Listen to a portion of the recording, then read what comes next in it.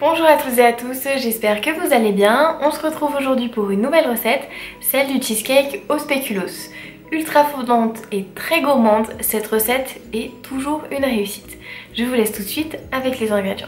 Pour un cheesecake de 24 cm de diamètre, vous aurez besoin pour le fond au spéculoos de 250 g de biscuits spéculoos et de 60 g de beurre. Pour la crème, de 700 g de Philadelphia, 4 œufs, 20 g de farine, 120 g de fromage blanc, 140 g de sucre roux, un sachet de sucre vanillé, plus un peu d'extrait de vanille. On commence par mixer finement les biscuits spéculoos.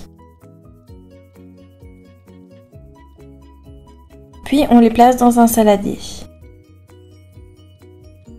On fait fondre le beurre et on l'ajoute à nos biscuits. On mélange ensuite jusqu'à obtenir une préparation type sable mouillé. On la place dans notre moule préalablement recouvert de papier sulfurisé. On étale ensuite le biscuit de manière homogène et compacte sur le fond de notre moule et on le place de côté.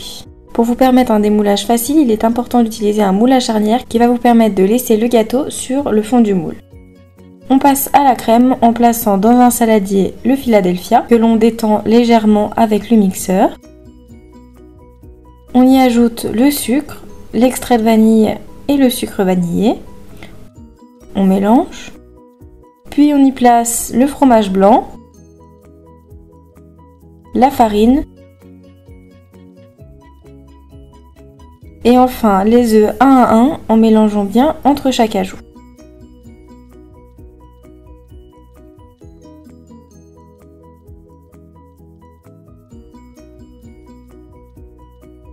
On mélange rapidement avec une maryse pour être sûr d'obtenir une préparation bien homogène et on place notre crème sur notre fond de biscuit.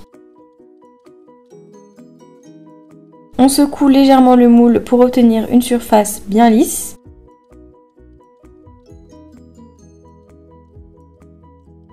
Et on place le cheesecake dans notre four pour la cuisson.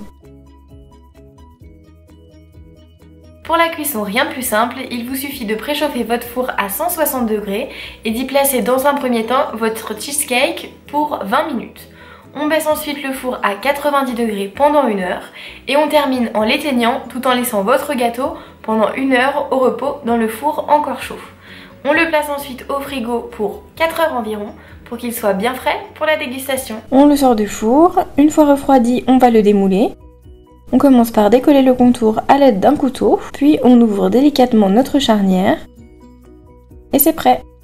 Merci d'avoir regardé cette vidéo, j'espère qu'elle vous aura plu. Si c'est le cas, n'hésitez pas à laisser un pouce bleu ou un commentaire, mais également à vous abonner à la chaîne en activant les notifications. Nous on se retrouve la semaine prochaine pour une nouvelle recette. D'ici là, bonne semaine et bonne pâtisserie.